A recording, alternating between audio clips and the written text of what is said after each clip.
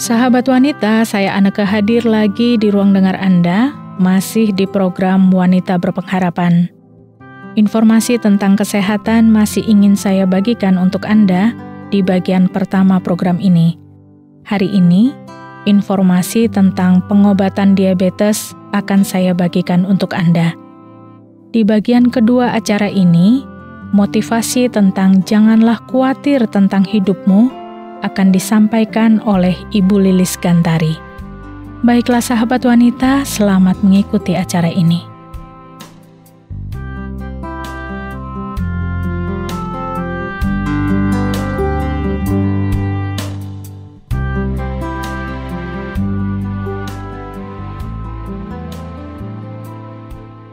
Sahabat wanita, sekalinya seseorang terkena diabetes, dia harus hidup selamanya dengan penyakit ini.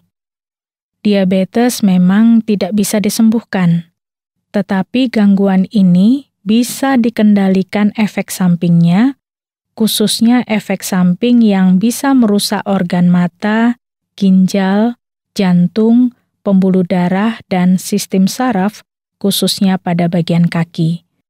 Jadi kalau seseorang kena diabetes, meskipun gangguannya tidak bisa sembuh, tetapi efek samping terhadap organ yang lain bisa dikendalikan sehingga organ lain tidak terganggu. Kondisi ini dialami Ibu Liana yang baru saja mengetahui kalau dirinya terkena diabetes saat usianya 42 tahun. Sebelumnya beliau tidak pernah merasakan ada yang salah pada dirinya. Beliau baru mengetahui ketika memeriksakan ke rumah sakit gangguan rasa nyeri di bagian dadanya. Ternyata nyeri di dadanya bukanlah hal yang serius. Tapi ketika dokter memeriksa hasil tes darahnya, barulah ditemukan bahwa kadar gula darah Ibu Liana cukup tinggi. Dokter menyarankan supaya Ibu Liana mengunjungi dokter spesialis yang menangani diabetes. Di rumah, Ibu Liana sempat ngobrol dengan tetangganya dan menceritakan kekhawatirannya ini. Dari obrolan mereka, Ibu Liana baru mengetahui bahwa beberapa tetangganya atau kenalan mereka juga menderita diabetes. Ibu Liana juga disarankan untuk berkonsultasi dengan dokter spesialis yang menangani diabetes. Saat Ibu Liana menemui dokter spesialis, dokter itu memberitahu beberapa hal mengenai penyakitnya. Informasi ini perlu kita pahami juga bersama. Pertama, diabetes tidak bisa disembuhkan. Tapi meskipun tidak bisa disembuhkan, diabetes bisa dikendalikan.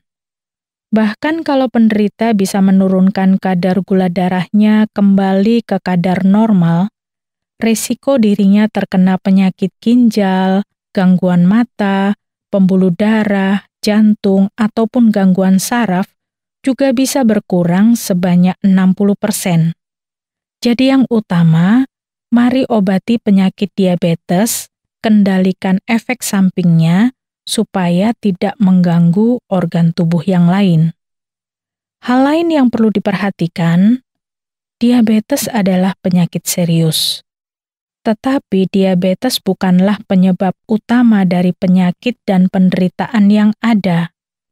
Penderita diabetes makin menderita saat pikirannya dikuasai ketakutan dan kekhawatiran.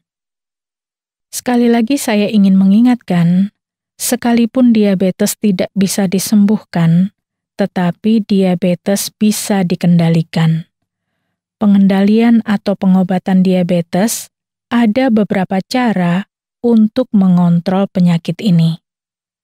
Menjaga pola makan dan olahraga secara rutin menjadi urutan pertama untuk pengendalian diabetes.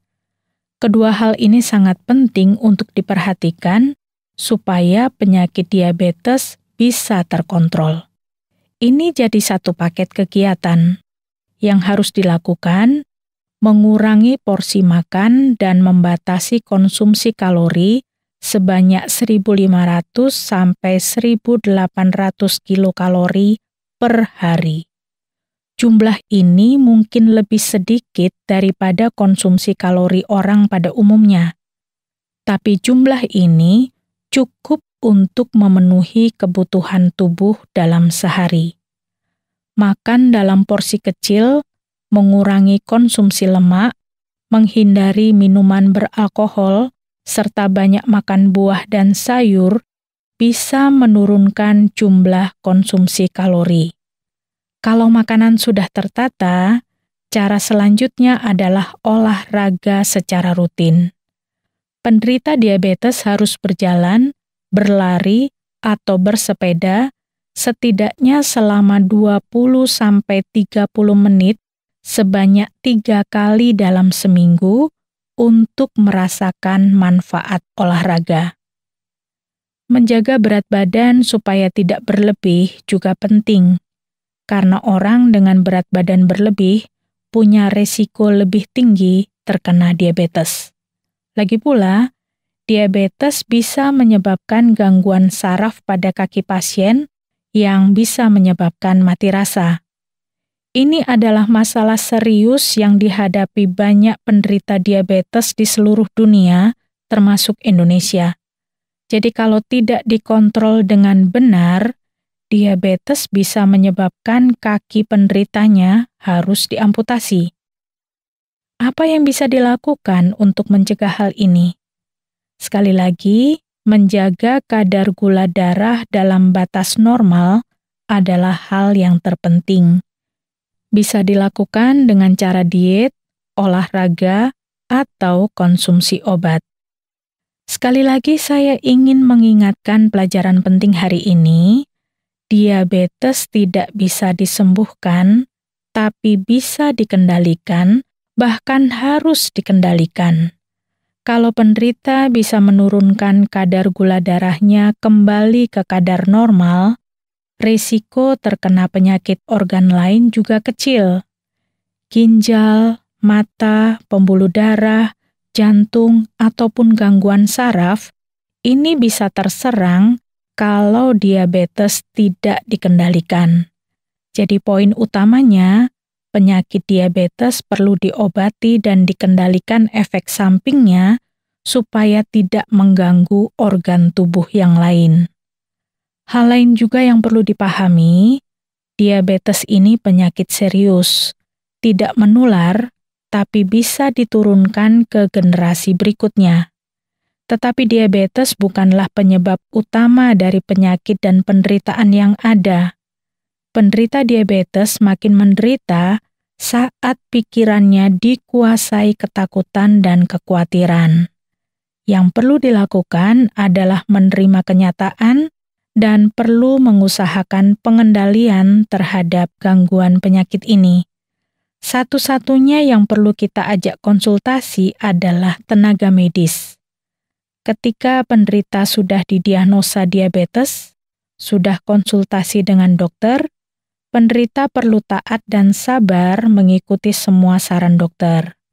Pengobatan penderita terhadap gangguan diabetes ini perlu didukung juga oleh keluarga yang lain. Jadi sekali lagi, diabetes tidak bisa disembuhkan, tapi bisa dikendalikan. Dan pengendalian atau pengobatan diabetes bisa melalui beberapa cara. Menjaga pola makan dan olahraga secara rutin menjadi urutan pertama untuk pengendalian diabetes. Kedua hal ini sangat penting untuk diperhatikan supaya penyakit diabetes bisa terkontrol. Ini jadi satu paket kegiatan yang harus dilakukan dengan mengurangi porsi makan dan membatasi konsumsi kalori, sekaligus diikuti dengan olahraga secara rutin. Kalau makanan sudah tertata, olahraga rutin juga sudah tertata, perlu diingat bahwa tidak semua penderita diabetes perlu konsumsi obat. Kalau dengan dua cara ini bisa mengurangi kadar gula darah, dokter akan tetap memberikan nasihat untuk tetap melakukan kegiatan ini. Hal yang perlu diingat, diabetes bisa menyebabkan gangguan saraf pada kaki pasien yang menyebabkan mati rasa. Ini adalah masalah serius yang dihadapi banyak penderita diabetes di seluruh dunia, termasuk Indonesia. Jadi kalau tidak dikontrol dengan benar, diabetes bisa menyebabkan kaki penderitanya harus diamputasi. Sekali lagi, menjaga kadar gula darah dalam batas normal adalah hal yang terpenting. Bisa dilakukan dengan cara diet, olahraga, atau mengkonsumsi obat. Yang pasti, diabetes perlu dikendalikan.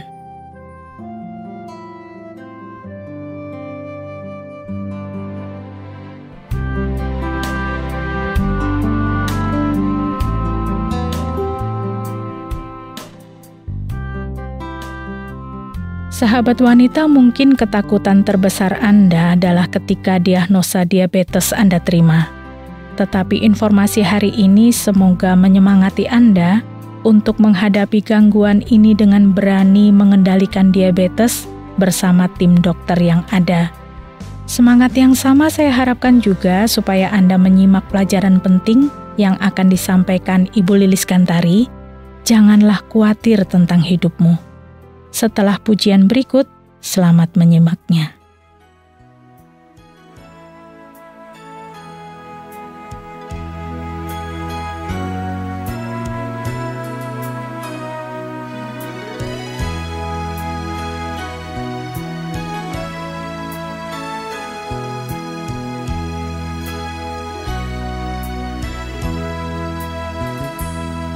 Ketika aku berbeban berat, ku datang kepada Yesus.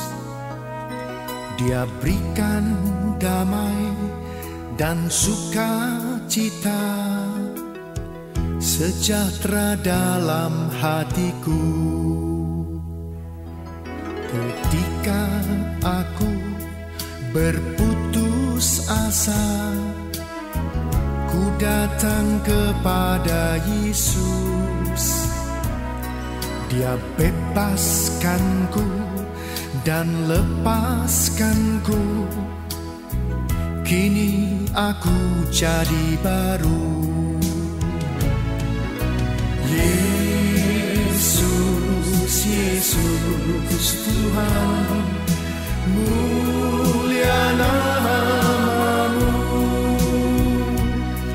Ku tinggikan,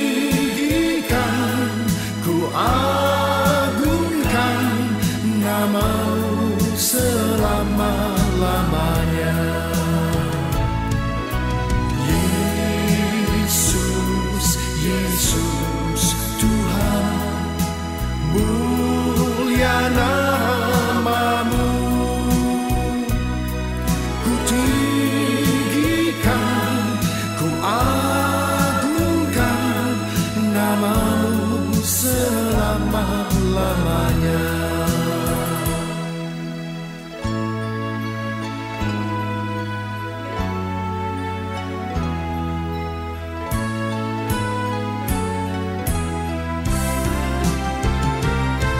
Ketika aku berbeban berat, ku datang kepada Yesus. Dia berikan damai dan sukacita, sejahtera dalam hatiku. Ketika aku berputus asa, ku datang kepada Yesus.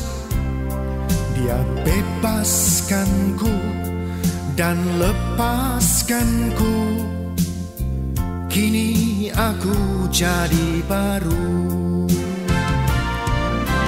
Yesus, Yesus Tuhan, mulia nama-Mu. Ku tinggikan, ku agungkan nama-Mu selama-lamanya. Yesus, Yesus Tuhan,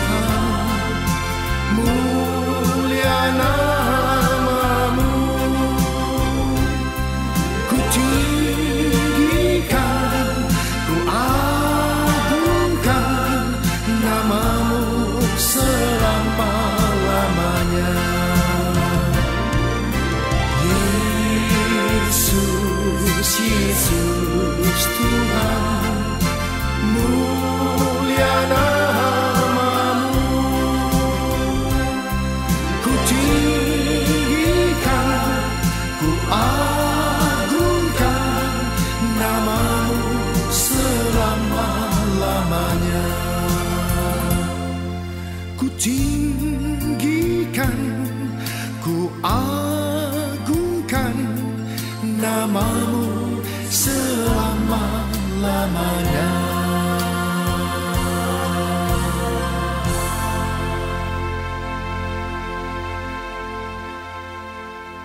Sahabat, keadaan dunia sekarang ini sangatlah mengkhawatirkan. Bencana alam, kebakaran, perang, kesulitan ekonomi, pandemi, dan kejahatan terjadi di mana-mana. Setiap hari ada berita tentang bencana alam, kecelakaan, kriminal, dan juga banyaknya pengangguran yang terdampak dari masalah ekonomi. Belum lagi masalah kesehatan yang saat ini terjadi di mana-mana setelah pandemi COVID-19 belum juga reda. Hidup pada zaman ini memang terasa lebih mengkhawatirkan. Ada banyak hal yang membuat kita khawatir. Kita khawatir akan banjir, tanah longsor, kebakaran, dan lain sebagainya. Kita khawatir akan terinfeksi corona. Khawatir suami kehilangan pekerjaan. Khawatir tentang cinta suami. Jangan-jangan suatu hari ia akan meninggalkan kita. Karena makin hari makin banyak perempuan cantik di luar sana. Kita juga khawatir akan pendidikan anak-anak kita.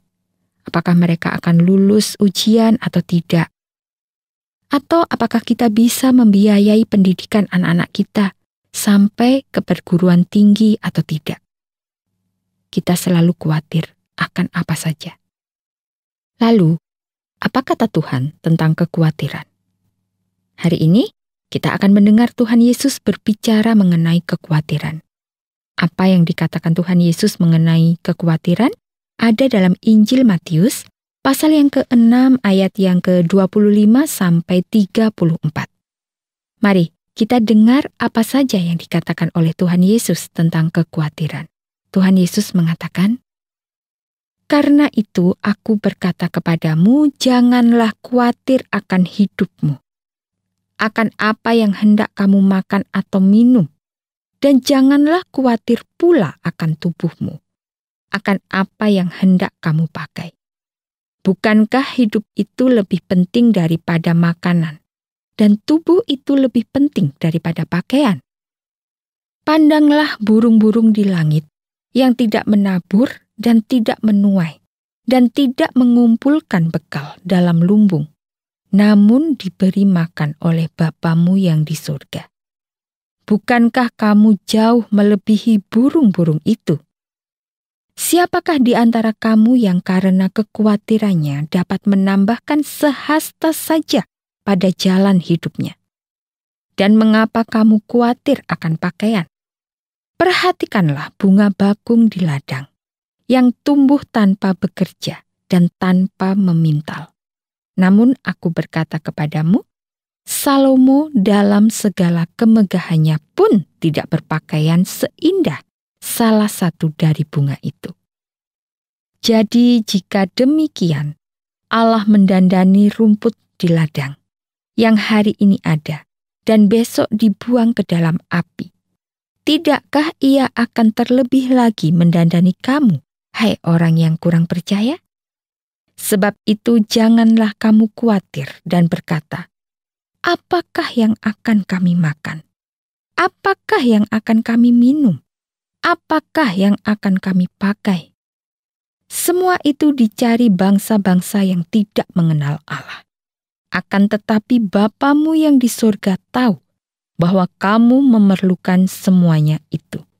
Tetapi carilah dahulu kerajaan Allah dan kebenarannya, maka semuanya itu akan ditambahkan kepadamu. Sebab itu, janganlah kamu khawatir akan hari besok, karena hari besok mempunyai kesusahannya sendiri. Kesusahan sehari cukuplah untuk sehari.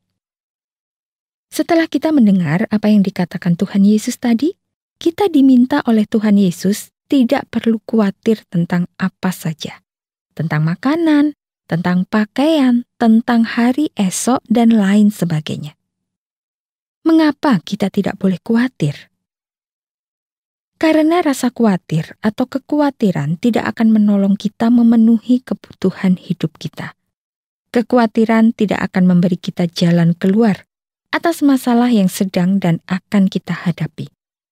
Kita tidak perlu khawatir karena kita berharga melebihi burung yang tidak menabur dan menuai, tetapi diberi makan setiap hari oleh Tuhan. Tuhan Yesus mengatakan, "Pandanglah burung-burung di langit yang tidak menabur dan tidak menuai dan tidak mengumpulkan bekal dalam lumbung, namun diberi makan oleh Bapamu yang di sorga. Bukankah kamu jauh melebihi burung-burung itu?" Sahabat, memang rasa khawatir itu selalu ada dan muncul dalam kehidupan kita. Dan itu menunjukkan bahwa kita adalah manusia biasa. Namun, kita tidak boleh mengembangkan rasa khawatir itu menjadi semakin besar, sehingga kita tidak percaya kepada Tuhan lagi. Rasa khawatir yang terus dikembangkan dan dijadikan hal yang sangat penting dalam hidup ini, kita akan kehilangan kepercayaan kita kepada Tuhan. Iman kita akan lemah bila kita terus memelihara kekhawatiran itu. Bila kita tidak percaya lagi kepada Tuhan, maka rasa khawatir itu akan semakin berkembang besar. Nah, bila kekhawatiran itu muncul, apa yang harus kita lakukan agar rasa khawatir itu tidak berkembang dan semakin besar? Sahabat, bila rasa khawatir itu muncul, janganlah merasa bersalah dan berdosa. Tetapi, buanglah kekhawatiran itu segera dan gantilah dengan keyakinan akan kuasa Tuhan yang menciptakan Anda dan saya. Percayalah kepada kemurahan dan belas kasihan Tuhan. Tuhan akan memenuhi apa yang Anda butuhkan. Percayalah kepada perlindungan Tuhan, maka Anda akan merasa tenang menghadapi gejolak dalam hidup ini. Percayalah, Tuhan akan menjaga dan melindungi Anda. Raja Daud dalam Mazmur pasal yang ke-62 ayat yang ke-5-8 mengatakan begini, "Hanya pada Allah saja kiranya aku tenang, sebab daripadanya lah harapanku. Hanya dialah gunung batuku dan keselamatanku. Kota bentengku, aku tidak akan goyah. Pada Allah ada keselamatanku dan kemuliaan. Gunung batu kekuatanku. Tempat perlindunganku ialah Allah. Percayalah kepadanya setiap waktu, hai umat. Curahkanlah isi hatimu di hadapannya. Allah ialah tempat perlindungan kita." Sahabat, mari kita mendekatkan diri kepada Tuhan dan percaya kepadanya agar hidup kita menjadi tenang dan tentram. Hanya dekat Tuhan kita akan merasa tenang, karena hanya Tuhan yang sanggup memberi harapan, kekuatan, dan perlindungan. Kekhawatiran Anda akan hilang bila Anda selalu dekat dengan Tuhan, karena Anda meyakini bahwa Tuhanlah yang akan menolong dan menyelesaikan masalah yang sedang Anda khawatirkan. Hanya pada Allah saja kiranya aku tenang, sebab daripadanya lah harapanku. Amin.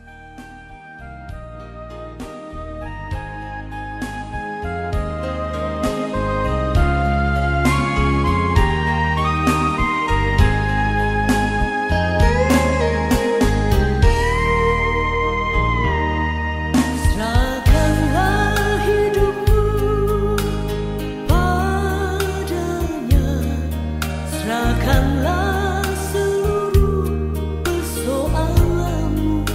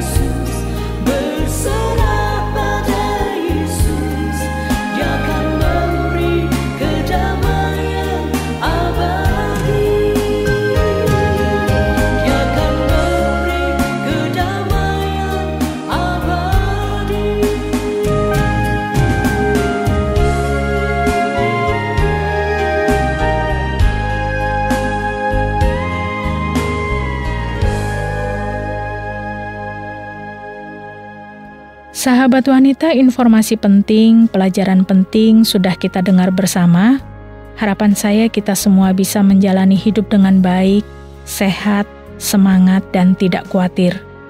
Kalau Anda punya pertanyaan, mau menanggapi acara ini, atau ingin berbagi pengalaman hidup, silakan kirimkan kepada kami, Wanita Berpengharapan, bisa melalui SMS atau WhatsApp di nomor 081 333 777 386. Sekali lagi di nomor 081 333 777 386. Saya Ana kemohon diri, jangan khawatir.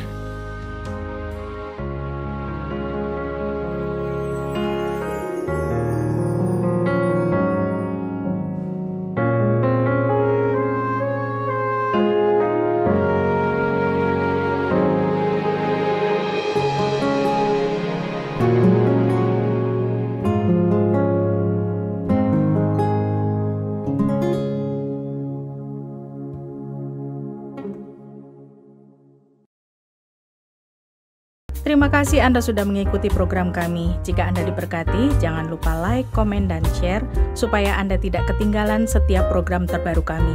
Jangan lupa juga untuk subscribe channelnya dan nyalakan loncengnya. Jika Anda ingin mendukung pelayanan kami, bisa melalui rekening kami berikut ini atau menghubungi kami di sini.